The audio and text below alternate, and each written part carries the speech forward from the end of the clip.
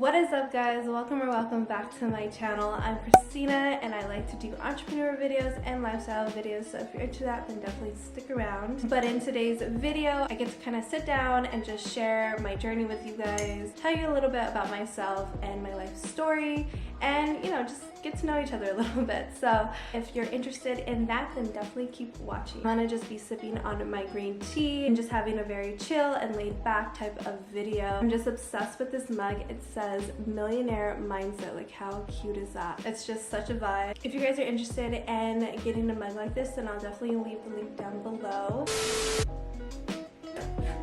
Okay, so let's go ahead and just start with the basics. So obviously my name is Christina. I'm 23 years old. I was born in New Mexico, but I ended up moving here to Texas with my boyfriend about a year ago, and I really love it. I enjoy the lifestyle here. I graduated college with a bachelor's degree in communication. I'm an only child and I'm also Asian American. So now that we have that out of the way, I came from really humble beginnings and things were pretty hard when I grew up. I had to grow up really fast, like at a very young age, and I feel like because I was an only child, I was very independent and I was just really used to figuring things out on my own. If I wanted to get something done, I just knew I couldn't really rely on anyone else. I had to do it myself. I feel like I've always just been a very ambitious person. Like in kindergarten they have you like graduate, and I just remember we were having our ceremony and we had to go up on stage and they asked us what we wanted to be when we grew up, and I went up there and I told everyone that I wanted to be the first female president of the United States. It's just so funny because I truly believed that I was going to be the next president. Like, I really wanted to be the president of the United States. And now that I'm older, obviously, that is like a crazy stressful job and I would never want to be president. Throughout school, I was always involved with like student council or those type of leadership club. I really got good grades. I feel like my parents had very high expectations, especially being an only child. I was even in spelling bees, I believe in 6th grade. I came in 6th place and I didn't even know. I thought I was completely out, but I think that boosted my confidence because in 7th grade I tried out for the spelling bee as well, and that's in middle school, so you're kind of up a level, and I got eliminated because I couldn't spell microphone. I'm telling you guys, when they gave me that word I was so happy because I was like, oh my gosh, it's an easy word, thank God I'm gonna not get eliminated. And then I heard the buzzard and I was so confident in myself too. I was so confident. And then I heard the buzzard. I was like, what? How did I spell that wrong? And honestly, to this day, I can't spell microphone. M-I-C-R-O-P-H-O-N-E.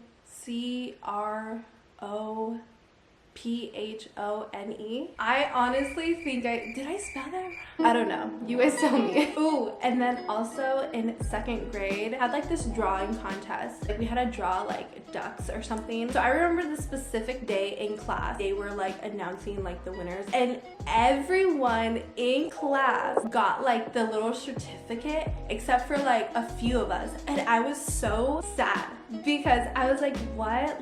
I didn't get a certificate. But then I ended up placing 2nd, and now my drawing is actually a stamp that you can purchase from the post office. But that is something that I did in 2nd grade. And then going into middle school and high school, I don't know, because I know how I was, but I don't know how other people perceived me as.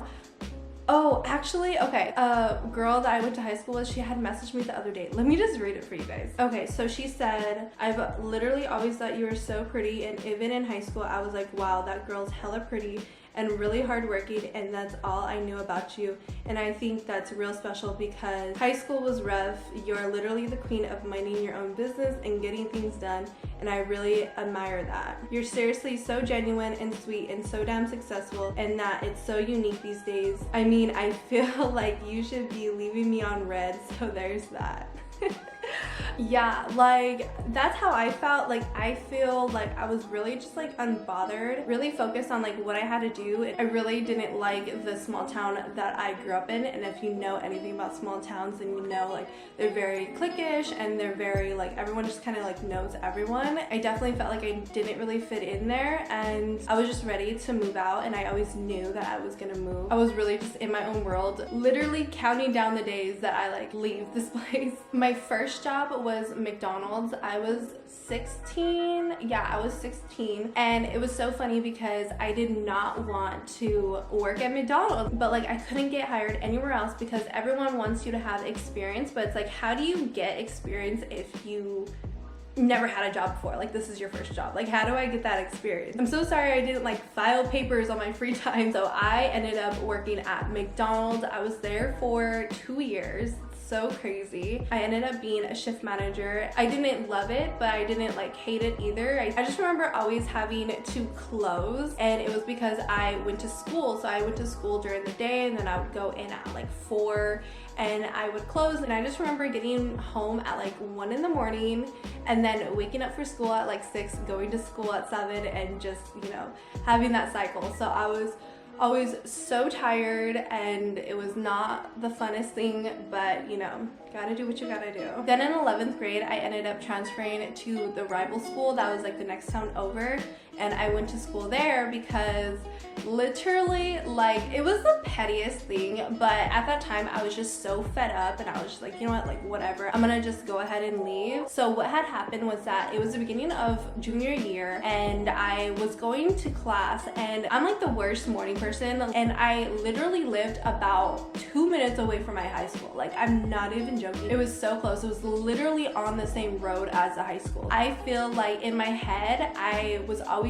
late because I would always like leave like 5 minutes before school started, and so I'd always be like either like literally on time, the bell just rang when I sat down, or I would be like a minute or 2 late because I was walking up. And so I had this teacher that was getting so mad at me because I would like come into class late, like literally the bell rang and like I was walking to my desk. Like it was so insane.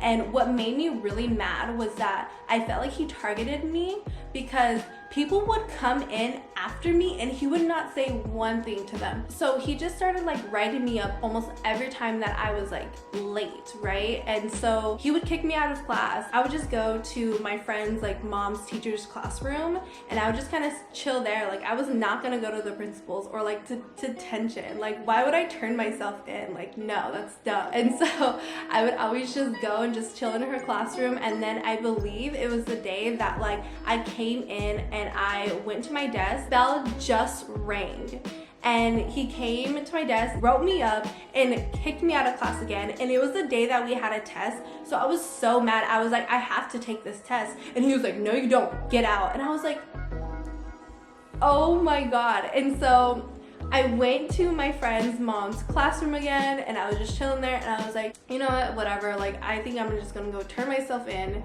and just see what happens, and kind of like explain to them like what's going on, because this is just like crazy. So I went to the office, and you know, I've never been in trouble before. Like literally I was such a good student, and I knew like they were gonna cut me some slack because I was never in trouble. And I believe like the vice principal, assistant principal, what is like, you're not like the principal, but you're like the second principal. I don't remember these terms. She used to be my like 8th grade teacher, and so she kind of like knew me. So I went to the office, and she was going to give me like actual detention, and I was like, what? I was so confused. I was like, well, I've never been in trouble before. I'm always a good student. Can you just give me like a pass? And she said, okay, I'll give you a pass, but one more write-up and you're going to get ISS. So I went home and I was so mad. I told my mom, I was like, I want to transfer schools. Like, I'm just so tired of everyone at the school. And so we literally that day went and signed me up at the other school, and I ended up transferring there, and I was just like, But honestly, that was like a really good move for me just because the school had a little bit more money, so the education was like a lot better. I remember we had like iPads and like those smart boards, and I was like so shook because I took my tests on an iPad instead of like paper and pencil, and I was just like, oh my gosh, this place is like amazing. Even our mirrors at my old high school, they were like so old, you couldn't even see through them. Like they were so crusty, guys.